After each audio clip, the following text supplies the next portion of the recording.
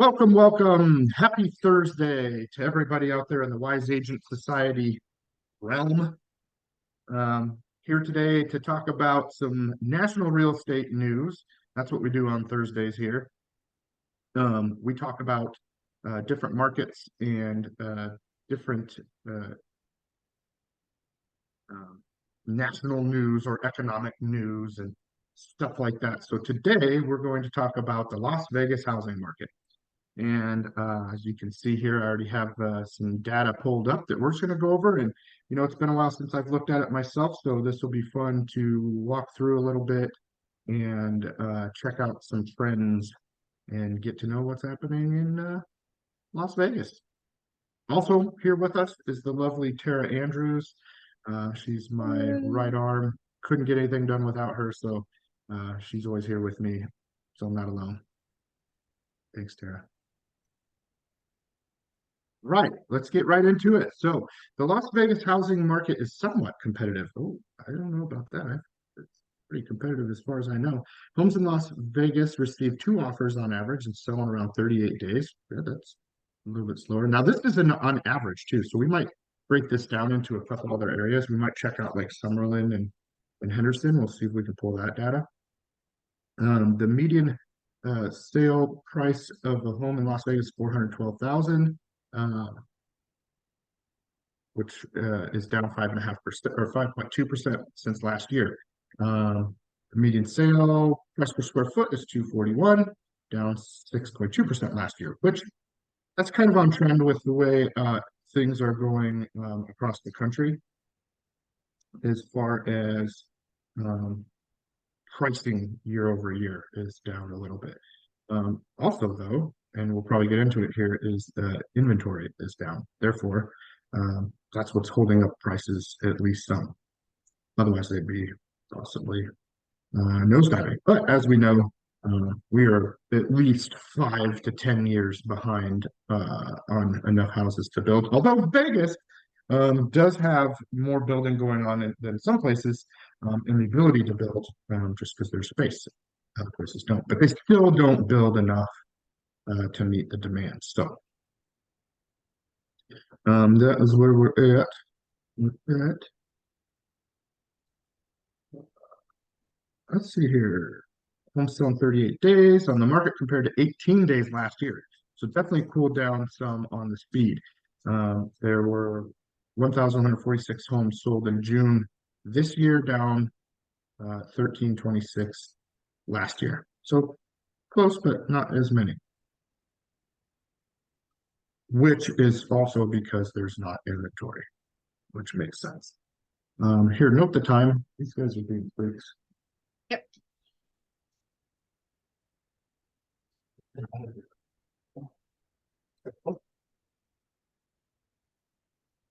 Crazy clock. Yeah. She's gonna scratch on the door. Can you hear my classical music going on in the background or not? I can't hear anything in the background. Okay, good. Okay, back to it. So just like what we've been seeing in other markets, um, inventory is down, home sales are down, prices are down a little bit. Time on market is actually up quite a bit. And this is our median sale price. So maybe May and June of 22 was our peak, so to speak, in Las Vegas on average, right? Ooh, we can add a location here. Let's do 8913, or let's flip here. You can edit this out too. I just have forgotten 89132, 89135, 89138. See if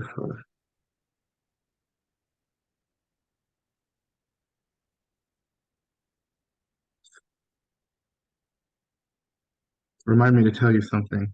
about the renters after this. Okay. Okay. Okay. All right. Back back to this. Um, okay. Well, look, we can add Summerlin. Let's add some Summerlin in here. Maybe it would do. South. There we go. Well, I need this Summerlin then. Uh, and your average price is going to go up a little bit. Growth year over year is down, of course.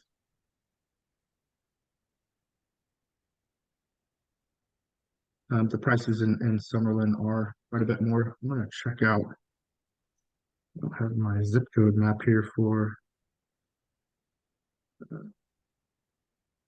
my Las Vegas stuff.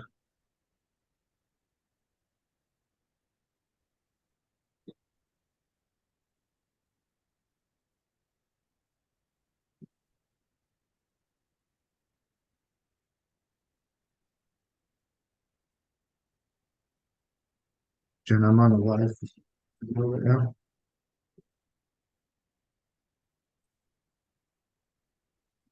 Okay. All right. We will try Henderson, Nevada 2, and we'll just see what we got there. Okay. So let's give this at least a little more trends on the up, down, in, and out. We might get this a little bit deeper, but you can see that regular Las Vegas is here, Henderson is here, and then you have Summerlin here. So Summerlin prices tend to be more. There are pockets of Henderson, of course, that are also much higher pricing and have more luxury guard gated locations. But that gives you a snapshot of that. Sale to list price 98.5%. So that's they're not selling for way over list anymore on average. I'm sure the hot ones still are, but total across the board, they're selling a little bit under list price, so that's a little bit more normal. 24.8% are homes are sold above list price, and 22.6 percent homes have price drops, which we're just seeing that all over the place. It depends on where. West Coast seems to be actually price dropping more and selling and value of homes going down more than East Coast and some other places, but it looks like East Coast is what I've seen, which we might get to see that here soon too. So here, this is one of the fun ones that I like to look at. Is the migration and relocation trends. Where are people moving to Las Vegas from, and where are people from Las Vegas moving to? Let's say here moving to Las Vegas. Most people are coming from boom, boom, boom, LA, San Francisco. We already knew that. California is kind of the bigger, one of the biggest feeder states for every city. Like we just have San Diego or Las Vegas. California has the most people, and so they kind of go everywhere. So you got people from Los Angeles, San Francisco, San Diego, and you also have people from Seattle. Then you have Chicago, New York, Washington, D.C., Hawaii, and Portland. And they do say that Hawaii is, funnily enough, how many islands are in Hawaii? They call it the fifth island, fifth or sixth island, whatever they call Hawaii, Las Vegas, the fifth or sixth island. A lot of island folks move to Las Vegas. Um, and so you have that. Now people are leaving Las Vegas to Houston, Nashville, St. George, Knoxville, Tennessee, Cedar City, Utah. So a couple Utah places. Texas is always a top list for people moving to. Miami, that's usually a big one too. Prescott, Arizona, Oklahoma, and Tampa. So let's do that. Interesting, huh? Um, so a lot of people retire to all these places. Actually, they have different tax benefits and things to go there, and they're depending on what these places are. Like Tennessee, Nashville, all that stuff is on fire. So prices there are up quite a bit. Same with Texas, almost everywhere in Texas. So I wouldn't say that they're going there to get extreme values, although moving from Vegas to there might be a much better value for them. And then Miami, Florida in general is just you can get very inexpensive homes there on the coast and all of that. So and the taxes are beneficial there, especially for business and other. And also investment properties. So investment properties in Florida, you can get inexpensively and you can Airbnb them or short-term rental them is what people are telling me. And then also they have a low purchase price. They have a high um, cash flow, meaning that they rent really high compared to the purchase price. And real estate investors, this is what they're looking for. Appreciation for investment properties is always a bonus. So you want to find properties that cash flow really well and have long-term renters in them that will pay money monthly. So you're cashing out your proceeds monthly rather than, and then if you get appreciation in the end, um, that's a bonus. Now, Florida and the spots that usually the places that cash flow really well don't always appreciate so well. Other places just that are good are different places in um, uh, like Cleveland and Cincinnati, Ohio. Um, Pennsylvania has some good spots, but those oftentimes, like I said, don't appreciate so much, but they cash flow well. And I know Florida does that a lot. So I know a lot of people are buying um, investment properties there. But interesting to see, right? Where they going? Where they coming from? Makes sense to me. This is always fun part to look at the recent offers, what they were, what they did. So this is interesting because some of these we've seen where they're coming at in at list or above list, and they're still not getting the house, and they're selling for more. This one, these ones are not. This one, at least for example, the people offered $550,000 and it sold for 500. They did not win. So.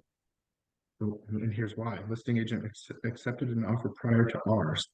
I did call and text her to see if they received any offers. However, she didn't respond until the next day. Fishy. Fishy. Um,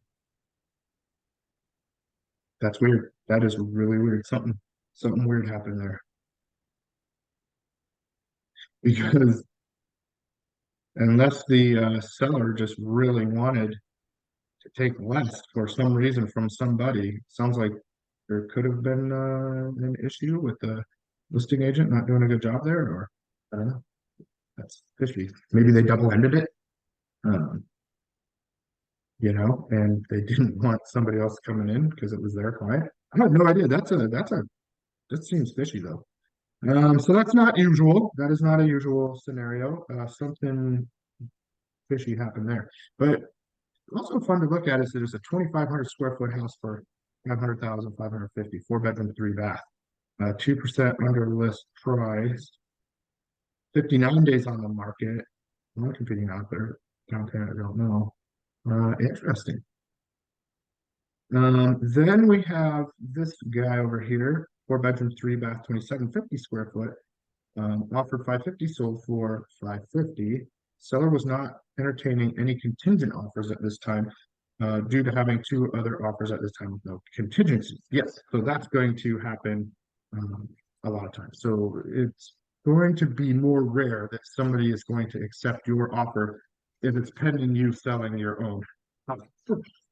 There are 10, 20 people per house, available in typical times where um, they're not in a position, at least at this time, where they have to take contingent offers. That doesn't mean that that doesn't happen, but I'll tell you real quickly that it's silly to even offer a contingent offer uh, in the first place because there's a much better way to do that. If you need to sell your house before you buy a new one, go ahead and sell it, put it on the market, get it into contract, get past your contingency periods. That's appraisal inspections, and loan contingencies, whatever. That's the three normal ones. Get past those, and then you can your real, depending if all the contingencies have been released or if it's depends it's a passive contract state or an active contract state, which is we get into that whole another time. But anyway, once your contingency periods are passed or over with, then your buyer at that point is going to be much stronger and able to, if you go in and present an offer based on that, I mean, you're basically done. You should be wrapping up in a week or two at the max and get offers accepted. Before that, though, you are nowhere close to even thinking your house has been sold yet. It's not sold, it's in contract. And therefore, it's nowhere near sold yet. It's not guaranteed. You're not even past decision-making times yet. So in that case, this is what I tell people. Somebody says, "Hey, I need to sell my house, buy a new one." I'm like, "Okay, then we need to get it in contract, get past contingencies." And they're like, "Well, why can't I just make offers ahead of that?" And I'm like, "Well, because this is what you're saying. You're going up to a person saying, 'Hey, I'd really like to buy your house, but I can't buy it. I couldn't buy it today if I wanted to. And I really want you to take your house off the market and sell it to me.'" And then just does that make sense at all? It doesn't make sense because you can't buy the house. You couldn't, no which way, no way.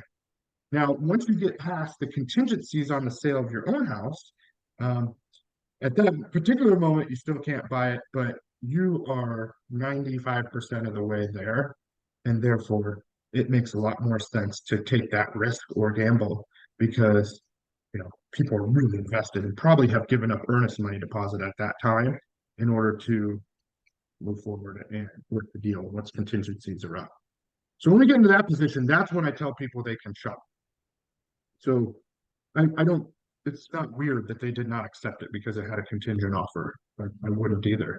And even if they were past contingencies and the time frame was short, that might not make sense there either.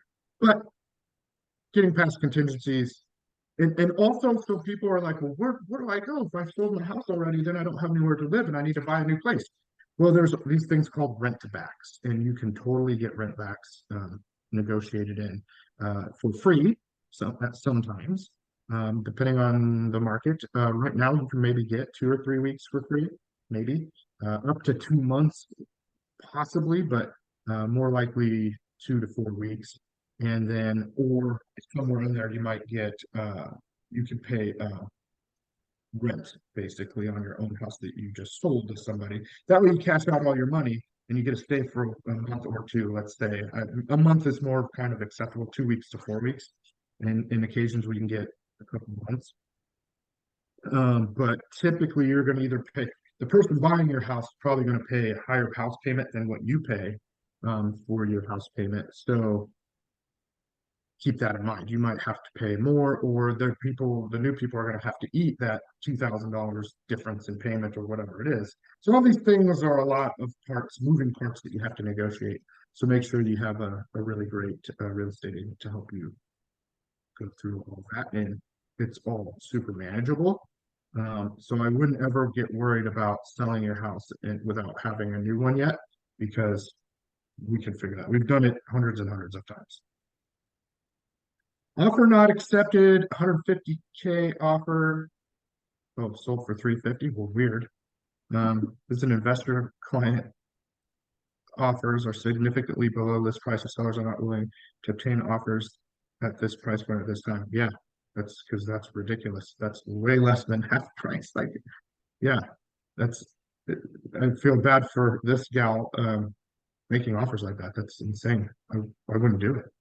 I wouldn't work for that client. That client's not reasonable. They can do it themselves. Find somebody else to do that. I don't do that.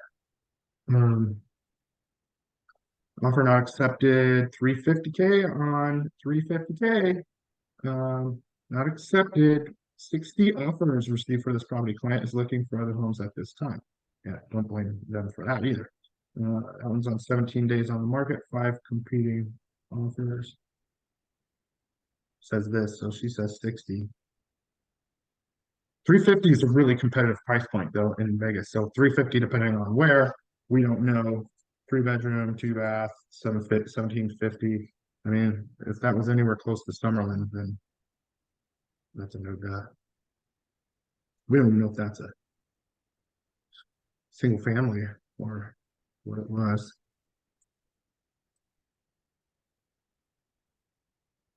And then we have the $800,000 offer sold for 800,000, 6 bedroom, 3.5 bath, 4,000 square foot.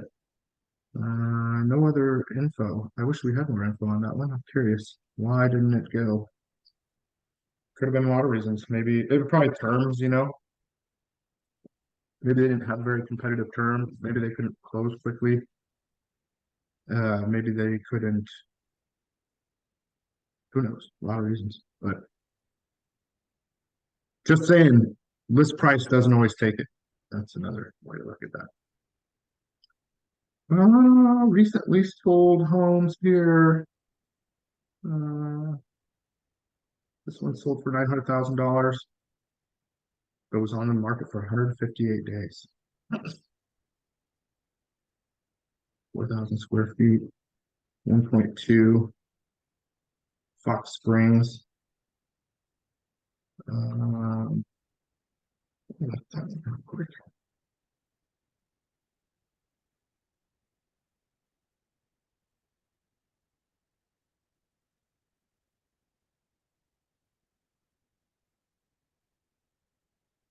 Yeah, that's the lakes area.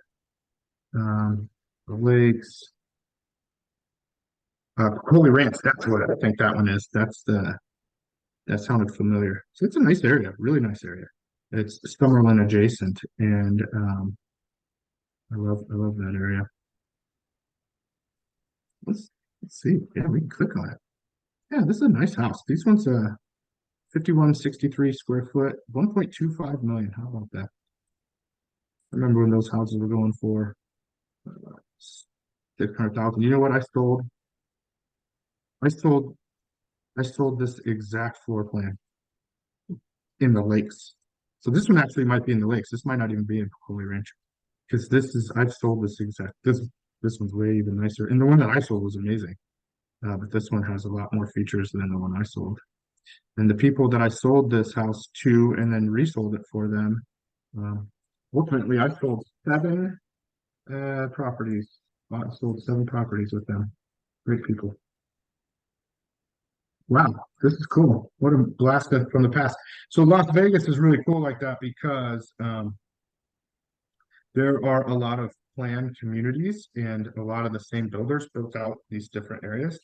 And there we got some cool fixtures. So that's funny. We got some old mixed in with some newer type stuff. The bathrooms are just kind of more dated. Pretty closet though. Anyway, that's cool. So there we go. We got houses going for 1.25 million. Not kidding. The one I sold in that neighborhood, I sold for I think $650,000. And I might have sold it to them for 550 the year before. And gosh, that's been 10 years ago, maybe more. We just lose our stuff. Nope.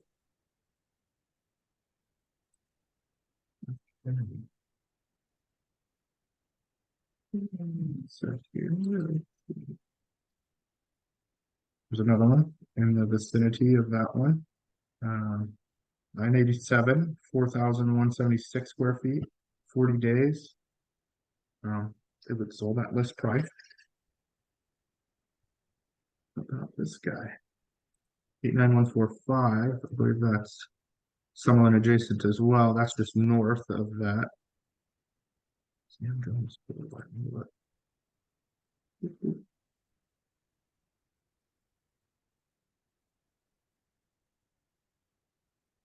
Yep, Alta in Buffalo. So this is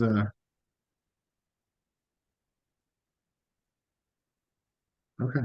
Over here is Tivoli Village and um, yeah, and this is Queens Ridge, one Queens Ridge. This is a huge high-rise tower right here. I used to live right here, and I also lived up here in regular Queens Ridge in the houses. This is the guard gated neighborhood. This is Queens Ridge North. This is Queens Ridge South. I lived in North. Huge horse statues and stuff at the front. Before that, I lived in the kind of, it's called Tudor Park. They're like Tudor style homes.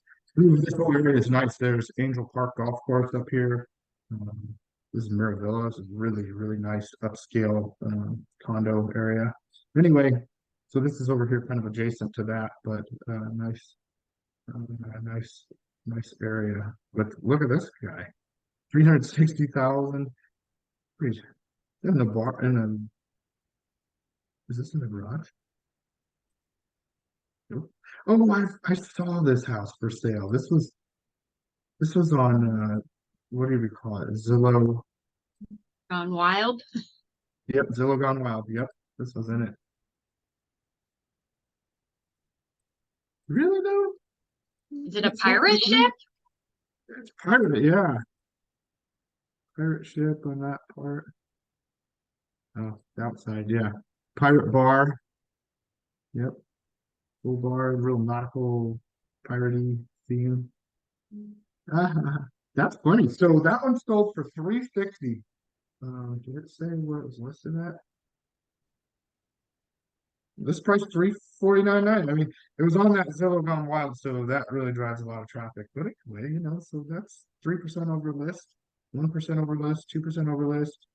We got some condos here going for the 300s. That one condo in the back here, so depending on what you're looking for, 184 for a one bedroom, one bath. Um, I mean, shoot, I was selling those for 140 now, you know, 5, 6, 7 years ago. Okay. Schools, O'Rourke actually is a very nice school. My kids went to that at one point. John Bonner used to be a blue ribbon school. My kids also went to that school. Um, Linda Gibbons is a good one. Kraken I didn't know about. This one I haven't heard of either, but there, even though Las Vegas is known for, or Nevada is like 50th in the country for education and for school, um, everything. There are some amazing schools in in Las Vegas. You just have to find them, go to them. Of course, there are magnet schools and private schools that are amazing, but even the public schools, there are some that are really good. Uh, Seeing if I know of any of these. No ones I really know, but a lot of 10 rated schools. So, okay. Heat risk. We got some likelihood of flooding is very low in Las Vegas.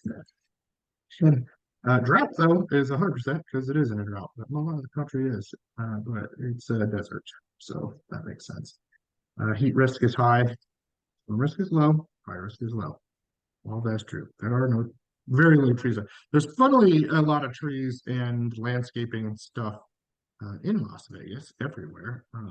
Especially that's why golf course communities are super popular there. It's the way that you can get some kind of a natural fresh air and that kind of stuff going. Love them. 42%, 42, number 42 on a walk score, uh, meaning that depending on where you live, you might be driving a lot. Transit isn't like public transit isn't really great. They have buses, but other than that, there's not a lot of trams and stuff that are super helpful. No, there's surprisingly a lot of people bicycling around Vegas in general.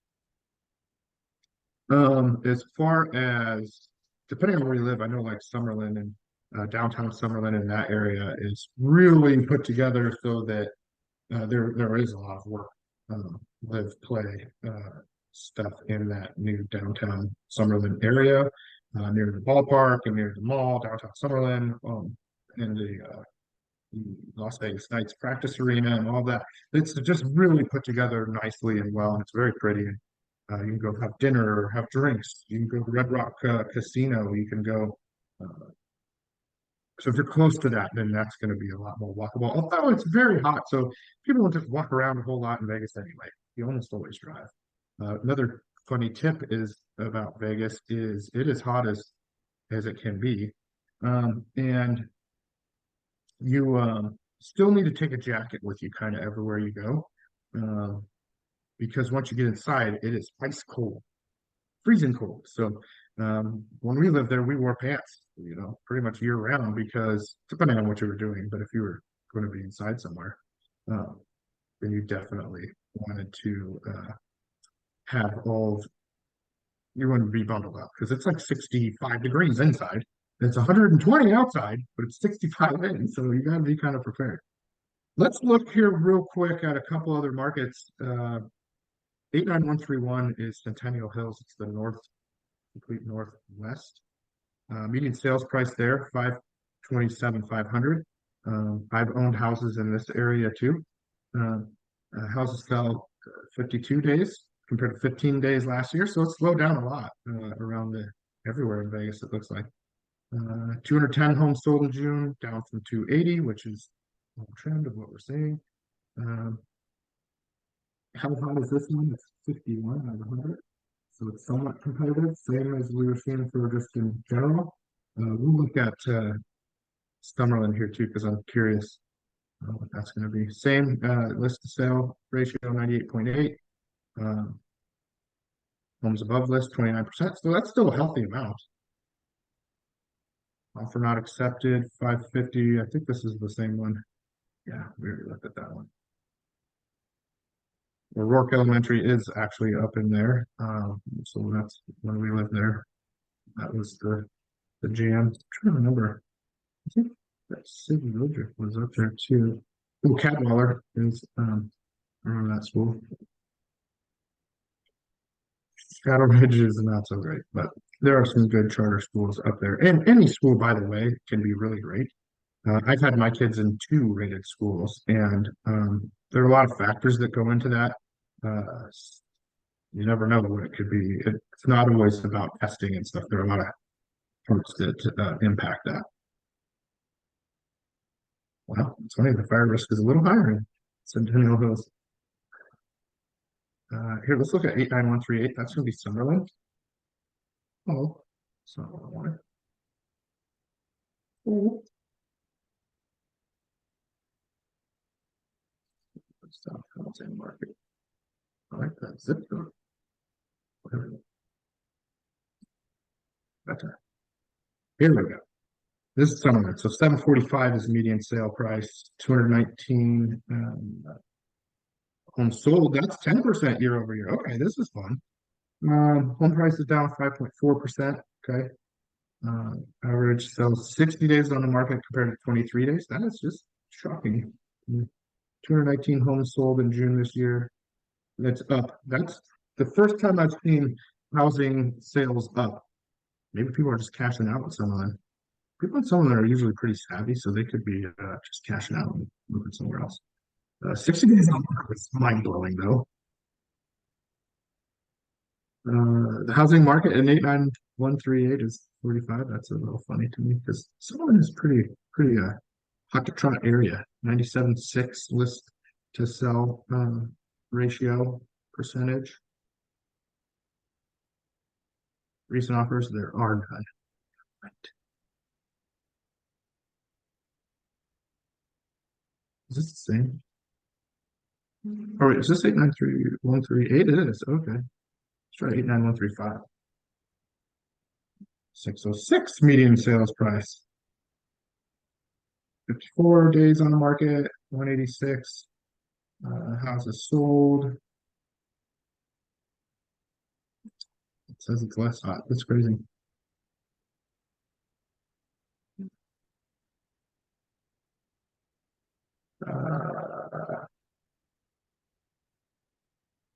Look at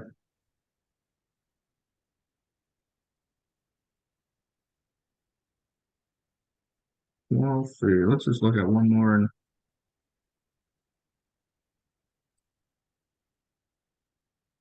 we got Henderson in general, 470 median sale price, 42 days to sell. 508 homes sold year over year, down from 513. So that's holding pretty steady. Sales price down a little bit, 6.9%. That's wouldn't call that a huge swing. So this is all kind of staying true to what we've seen with the overall, even with Vegas. Although, of course, the real luxury areas in each of those neighborhoods are going to really skew the numbers quite a bit. Hey there, you ever been to Las Vegas, Tara? Yes, I have a couple times. Yeah. Did you enjoy it? Yes, I did. What'd you do? What was your favorite thing? Well, went out there for a wedding, so obviously that was fun. Just people watching is my favorite thing usually. Yeah, no, you can do that all day. I lived there for 8 or 9 years, and that is one of the main things we if we were going to the strip or wherever, I mean, we didn't go to the strip all the time, um, very rarely actually, but when people visit all the time, so it's easy to get down there, or to go to a show, and you get a lot of free stuff when you live there. You just get all the hookups. But yeah, watching the people is like one of the most fun things to do. And the food is amazing. You can get any kind of food you want everywhere in Las Vegas. Las Vegas is an amazing place to live. The entertainment, the food, the dining, like some of the best Mexican food I've ever had is there. Tacos El Gordo is there. That's also in San Diego, but they're amazing and there too. Some of the best Thai food ever. My favorite is David Wong's Pan Asian. Poor David passed away this last year, which is too bad. But his kids are still running the show there. I think it's Durango. It's right across from the lakes, Durango, and I'm gonna mess it up. Right across from the lakes, in off on Durango. David Wong's Pan Asian. Go there, check it out. It's the best Thai food you can get. Um, But anyway, yeah, we miss Las Vegas. The pricing is still good compared to some other markets. Um, and you will never see a better sunset in your life than when you see a desert sunset. So there's other desert places with amazing sunsets, but Las Vegas is one of them. And then it's surrounded by the mountains everywhere. So it is beautiful. Um, and everything is relatively low. Property taxes like 1.2% ish. Um, There is no state income tax. That's what makes it super appealing to a lot of business owners and people in general that want to save that money. That's, upwards of 10%. And the more money you make, the more money that's worth. Um, and travel in and out is super duper inexpensive because people are always traveling in and out. So anytime if you live there, want to move or visit somewhere, it's cheap. And the other thing was, like I said, you will have zero shortages of finding guests. I'm not kidding you. If not weekly, monthly, there will be somebody that you know from somewhere in the country that will be hitting you up saying, "Hey, I'm in town for this or that. Come, what are you doing? Come drink with me." And it's like, brother, it's noon on a Tuesday. Like I work. Like I'm not on vacation right now, but and then by the time you're done working and you can hang out, they're so hammered. Like it's tough to kind of coordinate with everybody. Um, but it is fun to see people you haven't seen in a long time and go meet up with them. So Vegas still has tons and tons to offer. It's a wonderful place to live. We raised our family there. People don't think of it as a family-friendly place, but it is. Then my wife, ran two mommy, mommy, mom clubs, mom clubs. I forget what they're called, but she was a member of them for a long time, and then she ran two of them at different times and whatever. So that was always fun. She had a huge community of mothers and friends. They were all about the same age, and they all had kids about the same age. One of them even was born on the exact same day as Ryder, my son Ryder, and they not at the same hospital, but not very far away from each other. And then they've been buddies ever since. So, really good place for families and stuff to um, grow up and settle in. And I mean, there's museums and there's tons of things that are open to the public or cheap for kids. Um, and the parks are beautiful. They have so many parks and places to go hang out with kids and swimming pools. Everybody has swimming pools. There's lots of pool parties. It's a neat place. So um, we do still have. I'm still licensed in Las Vegas. I still have partners that work with me in Las Vegas. So anybody that needs any help, or and the people that work with me, my partners there, of course, are much more abreast and knowledgeable of the areas and the trends right now. I haven't lived in Las Vegas for quite a while now, for what, 8 years or something. I love to go visit, but we just don't live there anymore. We don't have any rental houses there anymore. But the people that I do work with there have lived there forever and are super knowledgeable. And you would always get the same trusted service you would with me in any of the markets I work out of, because San Diego and Vegas and here in Iowa now too. So I'm happy to help you or guide you and put you in touch with the right people that know everything. Thank you so much for coming on to the show today. Next week we'll have Sharpen the Saw is our weekly everything about real estate call. That's Tuesdays, every Tuesday at 11 Central Standard Time. Do we have a topic or a guest this week, Ter? Tim Murray will be our special guest. Ooh, Tim Murray. Now that guy is an amazing realtor, and above and beyond that, he's climbed Mount Everest. Uh, maybe more than once. He's Either way. planning on doing it again. Okay, there we go. Incredible guy. Really looking forward to having him on, talking probably about, mindset and perseverance and, how all that relates, because I guarantee you, he's the first and only person I've ever met that's climbed Mount Everest. And I'm guessing that you probably haven't met anybody um, there. Like most people just have it. So that's an incredible feat that he has accomplished, and uh, he relates that stuff to working in this business and helping people achieve their goals. So looking forward to seeing Tim next week. He's based out of Denver, Colorado. Please tune in for that. And then, of course, on Thursdays we'll be talking shop, talking numbers, talking about areas. We'll be working on getting guests for that too, so that we have some people that are more knowledgeable, exactly pinpointing on an area here, and we'll just keep on trucking. So thanks for joining us and have a great day. See ya. Bye bye.